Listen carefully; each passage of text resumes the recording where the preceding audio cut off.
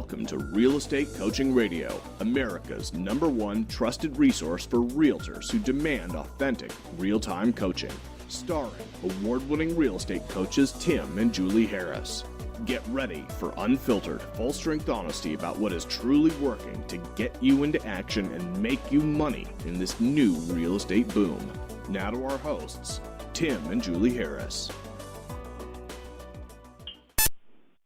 And we're back, and I have to say I've been looking forward to today's radio show. And the reason I've been looking forward to today's radio show is not only because it gives us an opportunity to be in front of the tens of thousands of regular listeners that we have now. Thank you, thank you, thank you, thank you, thank you. In case I haven't said thank you to all of you that have helped us get the word out. Thank you, thank you, thank you.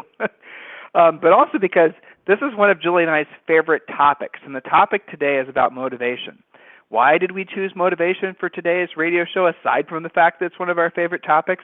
Because motivation is one of those things that ebbs and flows in all of us. And motivation is one of those elusive things that seems to ebb more than it flows. And if we can learn to cause that feeling in ourselves, in other words, if there were, if there's a system, 7 steps, 6 steps, something that you can do voluntarily, whenever you feel like you need an extra dose of motivation, well, then imagine what you could accomplish in life. Well, that is what today's radio show is about, and we're going to condense that in a half hour. So I want you guys all to pay attention. We might not take a commercial break today just for the sake of trying to go through these 6 points that we wrote down for you. What matters is that you accept the fact, internalize the fact that, you know what, you're not going to feel motivated that often. That's the truth. Maybe, 10% of the time you're really going to feel motivated to do anything? Most of the time we go through life with just doing things out of obligation. That's a fact. The problem is if in real estate you have to elicit a feeling in the person you're speaking with. This is true with virtually anything outside of maybe data entry, where it's just you and the computer and the data. But if you're communicating with other people, if you're trying to get them to do business with you at some level, it could be a doctor or it could be a school teacher, it could be, you have to feel, or at least make them feel motivated, or you're not going to get the reaction that you hope to get. You guys have seen a lot of zombie realtors, right? They go throughout life and they just sort of work the deals that occasionally fall in their laps. They're never motivated. They seem to sort of be like a ship without any sort of udder, floating around the ocean, going whatever the strongest breeze decides to blow them that particular day. Well, clearly that's no way to live because you don't really have much of an influence on the results that you get. So what we're going to do on today's radio show is we're going to show you guys how you can be in control of your motivation, how it can be a switch that you choose to flip whenever you choose to flip it. So if you are like the rest of us, where 10% of the time you're feeling natural, organic sort of motivation, great night's sleep, the stars all aligned, you had nothing but wonderful things, and you know how it is. You guys feel like that, hopefully at least 10% of your lives. Well, I'm going to show you on this call today, as Julie and I are going to present to you, 6 ways, 6 specific points. And you write these down, listen to this radio show again. So at any time when you choose that you need a little dose of motivation, you'll have it. So before we get to our points, Julie, I've been on coaching calls all day. So have you. Mm-hmm. Yep. Interesting things you're hearing from your clients, interesting things you're hearing from folks that are interviewing us to be their coaches and all that good stuff. Anything you'd like to share with our listeners? Yeah, well, it is interesting to hear from some clients. It's kind of fun to see. It's like, what's your mindset on this call? Because there are clients that have stuff in contract and have listings, they're all excited. They're like, when will it stop? They want a break. And then there's other clients that maybe were not so on top of it last month with their lead follow-up, and now they're kind of scrambling, and they're like, what's going to be next? So, it kind of ties into today's topic, right? Your mindset can be controlled on some level by you.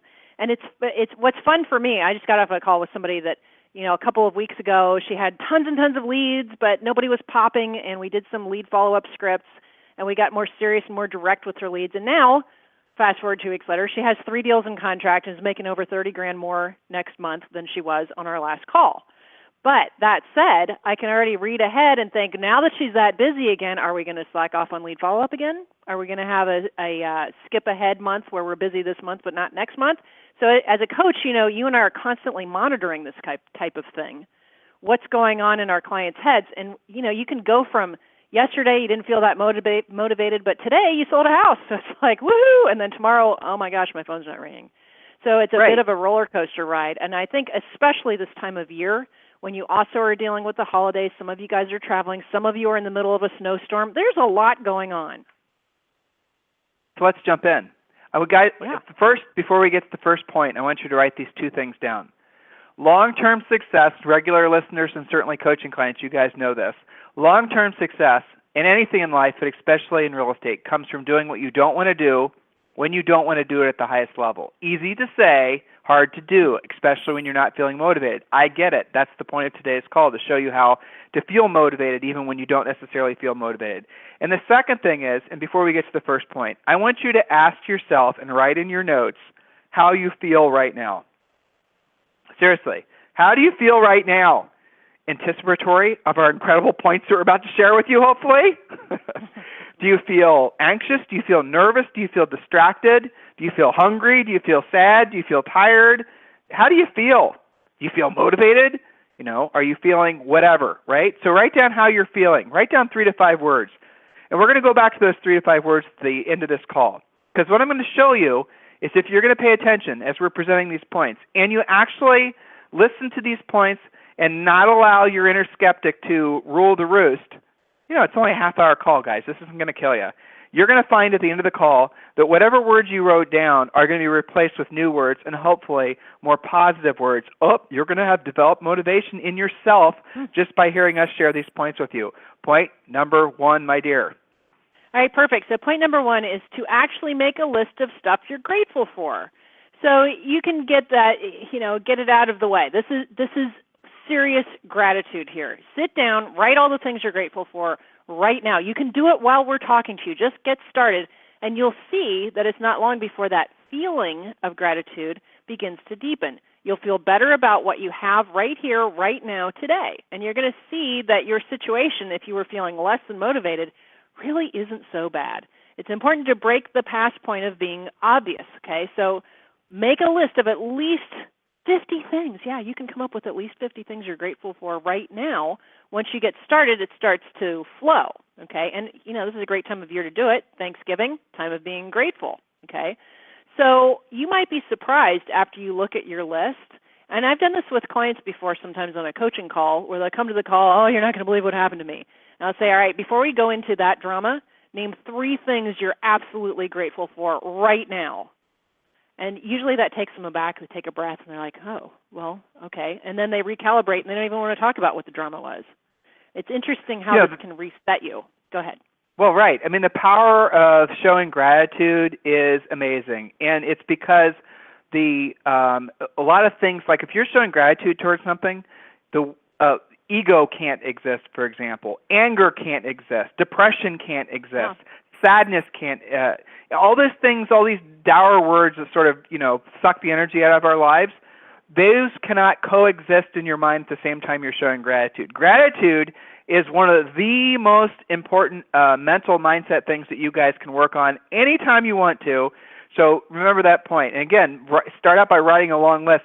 It's interesting. All the time, every single day on every coaching call, our coaching clients, they always ask me, so how are you doing? I always start every coaching call, as does all of our coaches here, with a simple question: what is the best thing that happened in your business since our last call to make you money? So when you guys become coaching clients, or if you're already coaching clients, you know that question. That's how we start every call, because we're setting up, the nature of the call, the time we're spending together is focused on your business and making you money primarily. Well, it's interesting. They'll say, well, it's great, or they'll rattle off the things, or they'll ask how we're doing. And I always say the same thing. I always say, anytime you wake up in the morning and you're looking at the green side of the grass, it's a great day. Yeah. You know what? That's how I actually look at things. Anytime you wake up in the morning and you're looking at the green side of the grass, it's a great day. Am I setting the bar really low or really high? I don't know. But just saying that makes me feel good and makes me feel in much gratitude for my life and for all the wonderful things around me. And you guys have just as many gifts around you.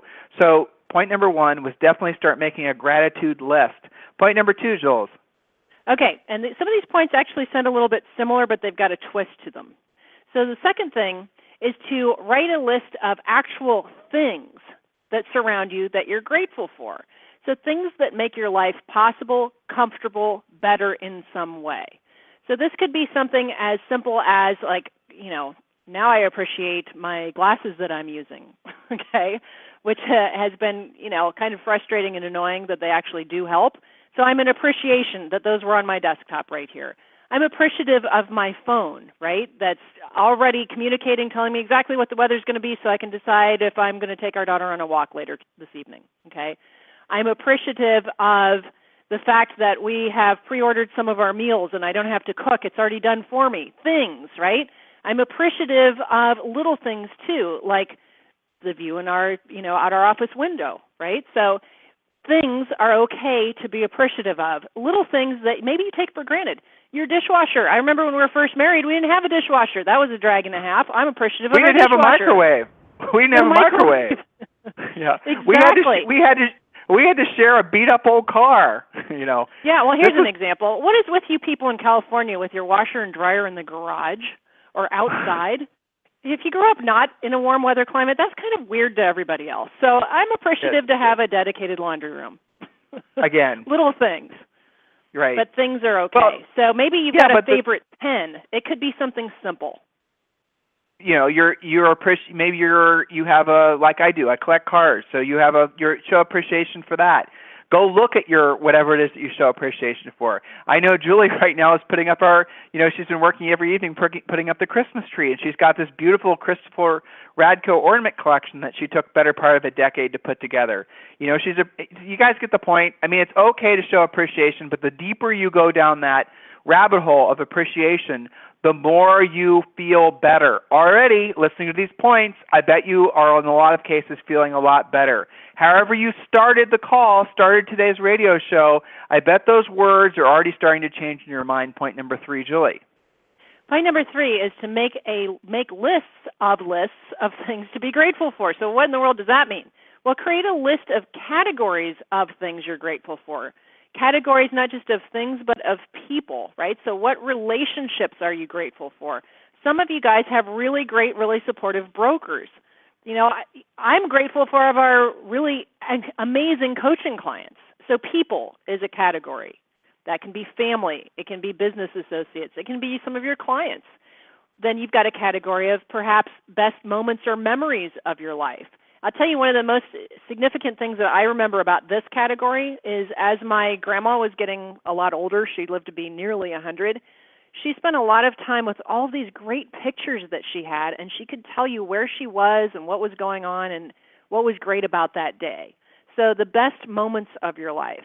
What skills are you happy that you have? I mean, we see this on coaching calls a lot. As soon as you guys actually use a pre-listing package, you're like, wow, that made all the difference. And that can, by itself, can turn around your mindset and get you into gratitude. What are the books that you're grateful that you've read? Maybe you should revisit some of those. There's certain books that, we've read time and time again. Different times of your life means different things. What about habits that you've developed that you're grateful for? So there's actually different categories of gratitude. Your health, and if you can't be grateful for your health right now, it's a great goal to set. How can you do better on that next year? So sometimes it points something out, gosh, I'd like to be grateful about that. What should I do? So lists of categories to be grateful for. Make sense, Tim? Yep. Next point. So make a list, and here this sounds kind of like we're going down a bad path here, but we're going to turn it around. Make a list of the worst stuff happening to you right now. Yes, actually come to terms with the doom and gloom. What are those things? Some of you guys come to your coaching calls with this baggage. You're not going to believe what's happening to me. I had the worst week. This is happening. Deals are falling apart. Things are going sideways. This wasn't what I thought it was going to be. Whatever. Make a list of it and then find the good in them. I just had a few hours ago a coaching call with someone where it's like all these weird things were happening with a buyer he was working with, okay? So what was the real lesson in that? And we spent part of his coaching call finding out what does he have educationally to be grateful for. And I joke a lot about the real estate gods showing you certain things that you need to be picking up on, like, it's a good idea to actually pre-qualify a buyer and have a buyer presentation and stop some of these bad things from happening. So that's the good part, is he had a clear demonstration of something that now we can overcome and never do again. That's the good in the tough situation. Some of you have difficult relationships with either other agents or your own clients, especially when you're negotiating. Well, look at the bright side. You get through that deal, you've just successfully negotiated something that was really tough. You've added to your negotiation skills. You've added to your confidence, your sense that, yeah, you can really do this. You're doing a great job in real estate. Maybe at the moment you were going through it, it didn't feel so good, but now on the other side, what's going on? And this isn't just with real estate. This is with all different sorts of things. So what are the worst things that have happened to you recently? Did you lose a bunch of money? Did you get food poisoning? Did you fall into depression? Did somebody flake out on you? Did you get rejected? We'll find at least one minuscule thing about each of those things that ended up being a good thing. If you've got to go back further to get more perspective, then do that. So one of the things, Tim, that you and I say, there's two sayings that I've been adopting with some of our clients. One is, it's too soon to tell, and to stop casting dispersion and judgment on something that just happened to you. Maybe the reason that you lost a buyer client is because tomorrow you're going to meet a really fantastic client that's going to take some time and be a better transaction for you. It's too soon to tell. And the other thing that I like to use is, thank you, past Tim and Julie, for having it together on a certain topic. That's gratitude, right? So thank you for having bought that rental property 20 years ago, or whatever the case may be. So make a list of stuff that's happening to you, but then look at the silver lining. That can turn the ship around very quickly. And, sometimes that's what a coaching call can be about too. Well, the truth is, Julie, from a coaching perspective, it's easier to have a learning opportunity with coaching clients after they've had a bad experience than when they've had a good one. Because when they have a good one, they don't learn anything from it. They sometimes get cocky, a little bit complacent, and they say, they start believing that, they don't need to learn anything, and they're a little bit harder to coach. The best coaching clients or some of the best calls are when they got kicked in the head. Because then they're a little bit more receptive to realizing that maybe they're not as slick as they thought they were. That usually happens in the most, I say, painful ways when it comes to basically losing a listing or losing, basically a really great buyer. In other words, the client chooses someone else over you. Opposed to just putting it in a box and rationalizing it as is the natural thing to do. I didn't take that listing because Dolly Drive Around, who took the listing, must have known them from church or whatever. I mean, don't we all do things like that? We try to rationalize our failure by convincing ourselves that somehow the playing field wasn't level and somehow you didn't have a fair shot and somehow you're the victim, or right? All the stupid thinking a lot of us do. Now, opposed to allowing yourself to go down that path, the point of this point really is to write the thing down that happened to you that you're feeling that may have been something that put you back on your heels a little bit, and then realize that that was an incredible learning opportunity. So if you didn't take the listing, what is it that you didn't quite do right? Maybe you didn't price it right. Maybe you didn't pre-qualify. Maybe you didn't use our pre-listing pack. Maybe you didn't. You get the point. It's an opportunity to learn. So even something that feels like it's a negative, if you see it as a learning opportunity, to Julie's point, it's too soon to tell, right? You label things as too soon to tell opposed to labeling them as bad. So that wasn't a bad experience that you got that, didn't take that listing. It's too soon to tell because this is a huge opportunity for you to learn. So maybe the previous version of you would have just said, bad experience, I'm going to put it in my bad experience box and never think about it again. Mm-hmm. Maybe the new you, the more enlightened you, if you will, is going to realize that this is your opportunity because you're saying to yourself it's too soon to tell. What did I do wrong? What should I do better? Where is my competition better than me? Why did the seller choose them over me? Call the seller, find out. You guys get the point. This is powerful, powerful stuff. It's part of you getting better. A better version of you is what a new year is all about. Point number 5, Jules. Point number 5 is to actually write thank you notes. It doesn't have to officially be even a, quote, thank you note. It can just be a letter or an email with a sense of gratitude. And be specific. I have a great little book that is how to say it best. And their main point is when you say thank you, or you're showing gratitude, you're sending a message of gratitude. Be specific. What exactly are you thankful for? So write a letter, an email to somebody. It doesn't have to be in business. It could be family, but certainly business is a good category for this. Maybe it's writing to them about a recent meeting. You met with a broker. You met with a loan officer. Maybe you met a long-lost cousin. It doesn't really matter what it is, but the act of writing a thank you note puts you instantly into gratitude. And to take this to the next level, there's a great quote from JFK that says, as we express our gratitude, we must never forget that the highest appreciation is not just to utter the words, but to actually live by them. That's a great quote. So thank you notes can go a long way. And I would even add to this, a handwritten, nice stationery thank you note goes even further in the day of QR codes, texts, faxes, emails, and everything else. I mean, think how special you feel when you get a nice handwritten note from anybody. Well, when was the last time? Like the first thing you open in the mail. Well, but the irony of it is we've all become so skeptical. I'm guilty of this as anybody. When I get a handwritten, other than from family members, when I get something that appears to be handwritten in the mail, don't you guys all kind of look at it with a skeptical eye, trying to figure out if it's just a font that's a handwritten font? Don't you kind of do that? I mean, that's what's essentially become of all of us. We've all become these sort of skeptics, knowing that people out there are kind of like gaming personal communication. We've convinced ourselves that social networking is personal communication. It's not. We've convinced ourselves that Facebook is reality. It's not. It's just a highlight reel of people's lives, isn't it? So the fact is when you do you guys want to know what the leading edge, the true movers and shakers in the world are doing? They're doing the same thing that they did 50 years ago, and they're doing things like handwritten notes. They're doing things like personal contact. Why? Because nobody else does. I mean, it was really hard 10 years ago to get a realtor to do direct contacts of any variety, even if it's just going to like a church mixer, and maybe giving a spiel on interest rates or whatever. Really hard to get realtors to do that. But now you guys have all these brilliant excuses of Facebook and Twitter and da-da-da-da-da. So you have this belief that the social networking, the digital version of you, is replacing you. That could not be further from the truth. Experience the power of a handwritten note. Start it for Christmas. Go through your whole center of influence and past client list.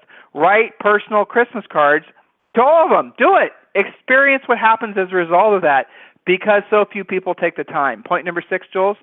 That's right. And don't just say Bob Smith Remax. Write something personal.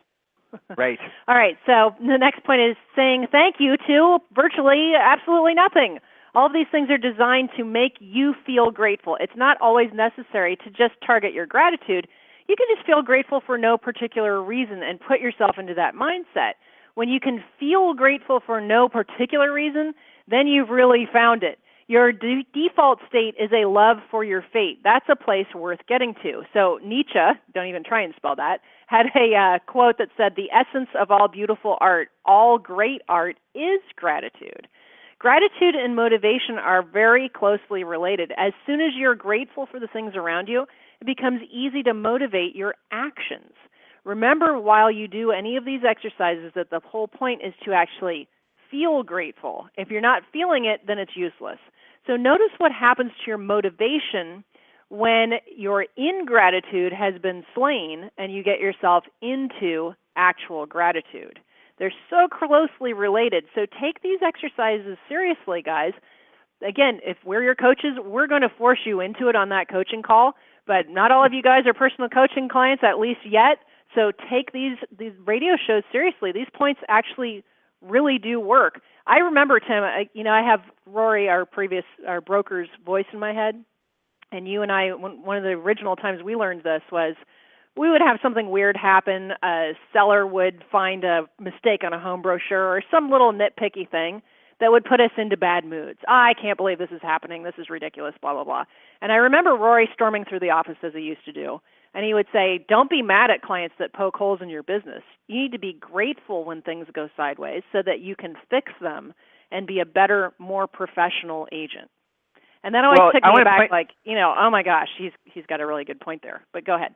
But Julie's showing you guys how back 20 years ago when we first were in real estate, how we were learning the importance of being in gratitude. But what she's really doing is she's being in gratitude towards Rory by saying that point. Exactly. You see? Right. So she was conveying something, an information to you, but then what she was really doing is she in her own way was showing in a very public way gratitude towards Rory. Whether he ever knows that Julie showed gratitude towards him from today's radio show, who knows? Yeah, you better write him. You should, Julie. You should write him a handwritten note. You should do that today. Yeah, I bet you will. Because he comes out frequently on calls, but go ahead. Yeah, he does. Well, it's because, his favorite thing was after you'd screw something up, you'd lose tens of thousands of dollars of the deal. Here's all he'd say: "You won't do that again, will ya?" Right. And then his favorite, old school coaching. Yeah, you won't do that one again. And then he'd say, "What'd that mistake cost you?" Yeah. Yeah. That's right. So that was our first year in the business. But hey, guess what? A broker like that helped us to sell over 100 houses our first year when we were in our early 20s. So yeah, there's something to be said for a strong coaching style. So listen, I started out today's show by asking you guys to write down the words that were expressing how you felt. I bet the words that you would write down now, if you're able to. I know a lot of you guys listen to us while you're driving around on mobile devices and whatnot, but I'm guessing that the words that you would choose now to describe your feelings have changed. Isn't that interesting? Now, what was it? We were on this radio show today for 25 minutes. That's it. We've only been together today for 25 minutes. And in that little 25-minute span, your emotional state has changed. Why? Because you are thinking through the fact that you are indeed, you are gracious. You are blessed. You are in a wonderful place at a wonderful time. You are surrounded by people that love and care about you. You are in a, what, you guys get the point? Your life is nothing but a beautiful gift. It is. You know, God has given you life. And from that life, He's given you people that, you know, you can share your life with, places, people, and experiences that make it so that your entire existence is all about gratitude. You see, it's a major shift from, you guys, you watch the news, you know, you read the newspaper, you hang around with pissy, moany people. I mean, there's no doubt you're not going to feel motivated when you're hanging around people like that. But when you listen to these 6 steps, just start by the first one of being, you know, writing down all the things you're grateful for and being really specific. The socks on your feet, right? The food in your belly. Those are all wonderful things to be. Guys, I promise you, there's people on this planet that don't have what you have. You should be grateful for it. And from that willingness and ability to change your emotional state, now you've gone from only feeling motivated, maybe if you're lucky 10% of the time, to what, 20%, 30%, 40%, 100% of the time.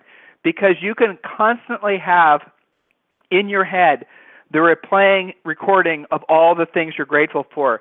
A lot of times we ask you guys as coaching clients to keep a gratitude journal, to literally start writing down the things throughout the day whenever you're feeling a lull in motivation that you're in gratitude for. You will find that this book will get filled up so fast. Now, here's an interesting paradox to all of this. Some of you, believe it or not, don't want to feel that you want to feel lack of motivation. Now, granted, it's not a lot of you, otherwise you wouldn't be listening to Julie and I every day. But some of you, if you find yourself resisting anything that you learned on today's radio show, and I venture a guess that for the most part we were reminding you of things you already intuitively knew. By the way, that is true learning. When something reminds you of something that all of a sudden it just felt like a comfortable pair of jeans, it was because you already intuitively knew what we were saying. It's not like we're teaching you something in Chinese if you've never learned any Mandarin. What we're doing is internally, you know what we're saying to you is true. You know what we're saying to you is pure information that's designed to help you, so it just resonates with you, right? That's true pure learning. Now, some of you are resisting it. I know some of you are skeptical about what you heard. Your mission is to do all 6 points, but then ask yourself, why is it that you choose not to feel motivated? How are you benefiting from feeling the way you're feeling? That is a question that's basically deeply rooted in your willingness to take responsibility for your emotional state. So if you find yourself resisting any of the points that we've shared with you today, I want you, and your homework is, and this is just for the minority of you that feel that way, write down how you're benefiting from not being motivated. That's a strange question, I realize, but it's also a critical question, because then you're going to start, if you're being honest with yourself, writing down things like, I don't have to work if I don't feel motivated.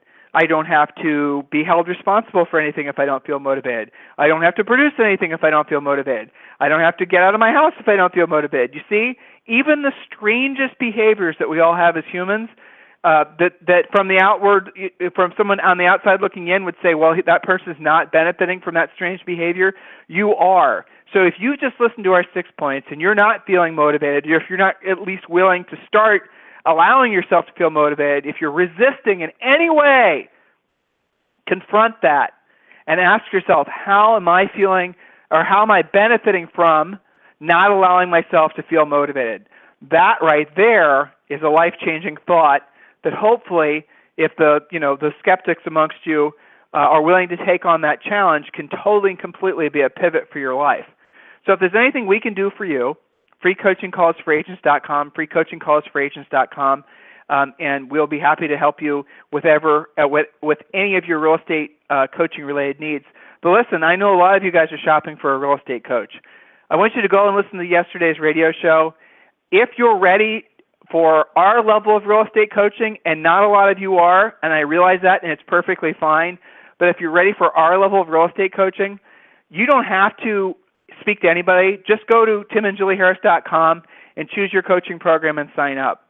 But I will tell you, and Julie and I have been talking about this, we are absolutely positively going to cap the number of coaching clients that we're going to have probably by the end of first quarter next year.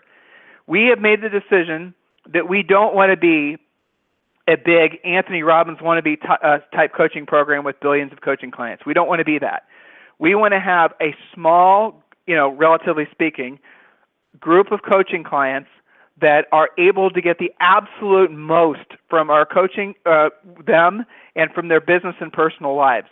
We don't know how to do that effectively and accomplish that goal and be true to ourselves.